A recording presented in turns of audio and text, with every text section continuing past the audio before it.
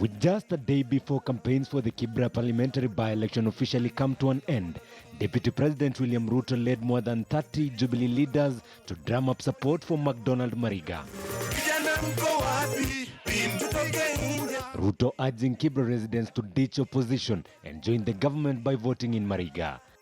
Sisi vijana tunataka maendeleo. Wakileta matusi tunaambia tunataka kujenga choo, si ni kweli? Wakileta matusi tunaambia tunataka maji safi.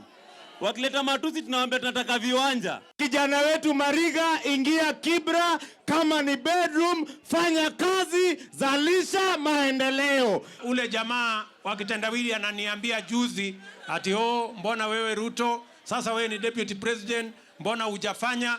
Mimi nataka nimueleze. Ile kazi imefanyika Kibra hapa. Sisi tumefanya kama Jubilee. Hakuweza kufanya kwa miaka 25.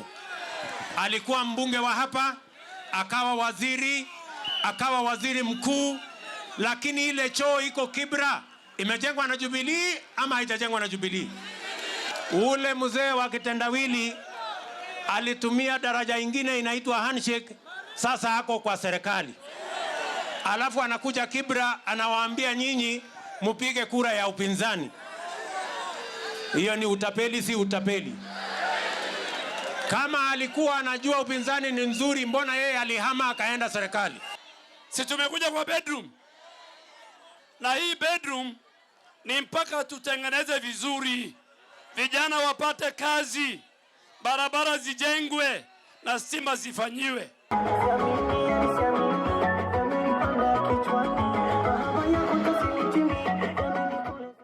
ODM, on the other hand, continues to reap from the handshake as a section of leaders in support of the Building Bridges initiative continued to drum support for Bernard Okoth Imran. Among them 5 governors, including Anne Waiguru, Kivutha Kibwana, Alfred Mutua and Charity Ngilu. Hapa Kibira sisi tunahesabu marafiki zetu. Na baada ya hii uchaguzi sisi tunataka kuanza njia mpya na hao wote. Kwa niaba ya chama cha ODM, Mheshimiwa Ngilu yuko hapa, mmemwona. Kuna kiongozi ambaye ameletwa. Kuna mtu hakuamini atawahi pigia mtu kura. Sawa? Yeye mwenyewe hatajipigia kura. Atakuwa mtalii tarehe 7. Lakini mimi nitajipigia kura tarehe 7. Sawa? Msisimame na mtu kama huyo. Umeshaona president wetu kwa Mariga? Umeshaona yeye kwa Mariga? Rais wetu Uhuru Muigai Kenyatta ako na nyinyi hapa. Candidate wa handshake anaitwa nani?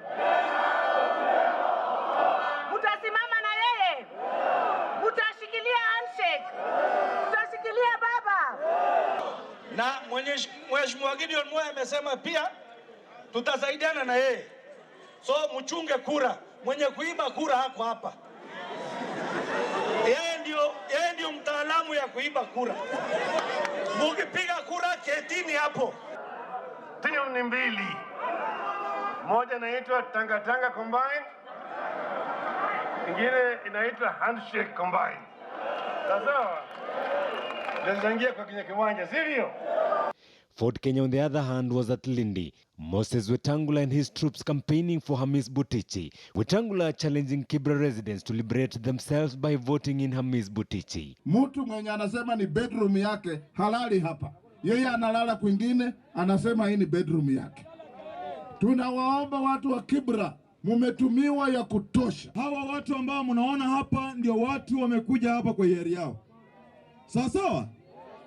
Wale ambao wamefungua duka kule juu, ningetaka kuambia mandugu zangu ambao wametoka hapa wameenda kule kwamba kuleni hiyo pesa, kuleni hiyo hoteli, lakini tarehe 7 wacha tukutane ndani ya debe. ANC candidate Eliud Owalo, on the other hand, utilized the day by engaging supporters at Kenyatta Market and holding door-to-door meetings as they await their mega rally on Monday at DC grounds.